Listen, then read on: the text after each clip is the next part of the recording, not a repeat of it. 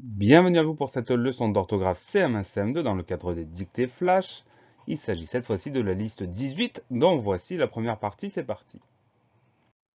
Voici les mots de la liste 18 qui s'affichent. Entrée, vide, garder, poisson, vaste, sécher, galet, éternel, gronder, écume, verdâtre, falaise.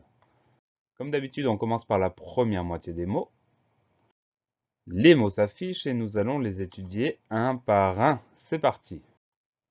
Le premier mot, c'est le mot entrée. Alors le son en, en. Ensuite, on entend tr qui se traduit par un t et un r. Et enfin, à la fin du mot, on a le son et. Dans ce mot-là, le son et s'écrit er parce qu'il s'agit du verbe. Il existe un homophone, une entrée, le nom commun, mais dans ce nom commun, on a e à la fin. Là, c'est er parce qu'il s'agit du verbe. Donc, entrée, e-n-t-r-e-r. Comme je vous l'ai dit, c'est un verbe. Comme c'est un verbe en er, c'est un verbe qui appartient au premier groupe. Deux exemples de conjugaison de ce verbe-là. Tu entres au présent et vous êtes entré au passé composé. Cette version passé composé nous offre le participe passé, entrée avec un E accent à la fin. Voilà pour le mot entrée, E-N-T-R-E-R. Le mot suivant, c'est le mot vide. Alors, il y a deux syllabes. C'est très simple, ça s'écrit exactement comme ça se prononce, il n'y a pas de piège. Première syllabe vi, V-I. Deuxième syllabe de, D-E. Vide, V-I-D-E. Le mot vide, c'est un adjectif qualificatif. On peut donc dire comment il est vide. Ce mot existe aussi en tant que nom commun. On peut dire un vide, mais là, dans notre liste, ce sera un adjectif qualificatif. Donc, on va le décliner comme tous les adjectifs. La version de la liste VIDE, c'est du masculin singulier. Masculin pluriel, on ajoute le S du pluriel, VIDES. Féminin singulier, comme on a déjà le E au masculin, on n'ajoute rien du tout.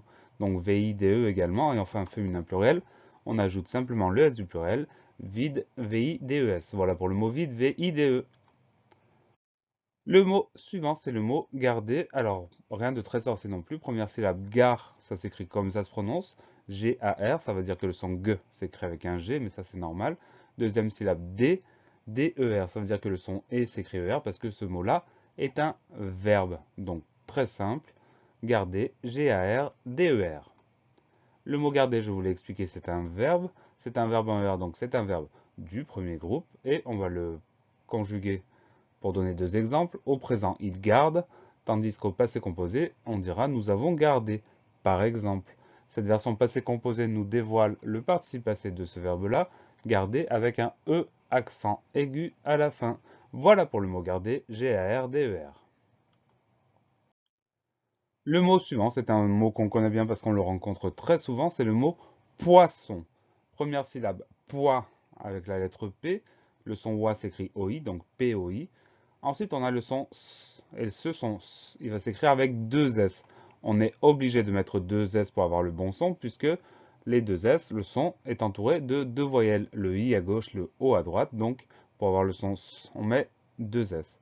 Et enfin, dernière syllabe, le son ON, poisson, ON, O-N, sans surprise. Donc, on fait simplement attention aux deux S au milieu du mot pour avoir le son S. Sinon, tout le reste est très facile. Poisson, P-O-I-2-S-O-N.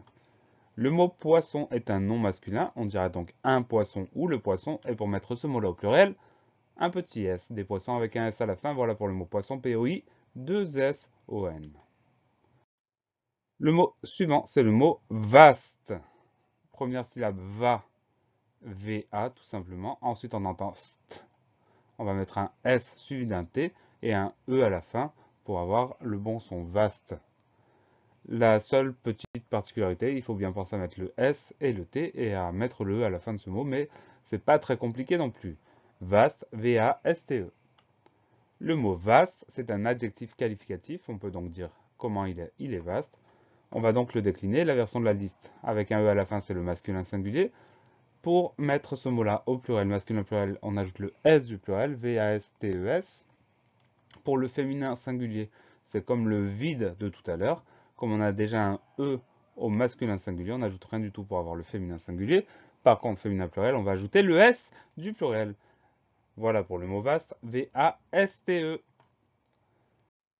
Le mot suivant, c'est le mot sécher. Sécher, première syllabe C, le son S s'écrit avec un S, ensuite le son E s'écrit avec un E accent aigu. Donc ça, c'est pas une grosse surprise, mais on fait attention à ça. C, S, E accent aigu. Ensuite le son CH, qu'on écrit CH comme toujours. Et le dernier son du mot, le son E, s'écrit avec ER, tout simplement parce que ce mot-là est un verbe. Donc à quoi doit-on faire attention? Le son qui s'écrit S, le premier son E qui s'écrit avec un E accent aigu, et le deuxième son E avec ER, mais rien de bien méchant. Sécher, S, E accent aigu, CHER. Comme je vous l'ai dit tout à l'heure, c'est un verbe. Comme c'est un verbe en ER, c'est lui aussi un verbe du premier groupe. On prend deux exemples de conjugaison.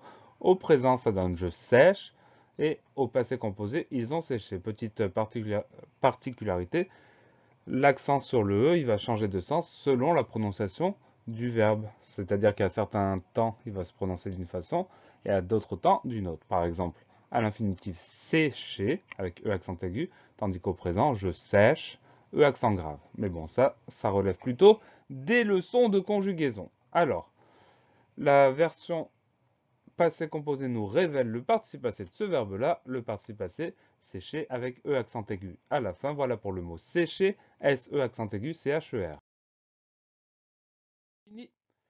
Pensez à réviser, pensez à vous entraîner et à bientôt sur la classe plus.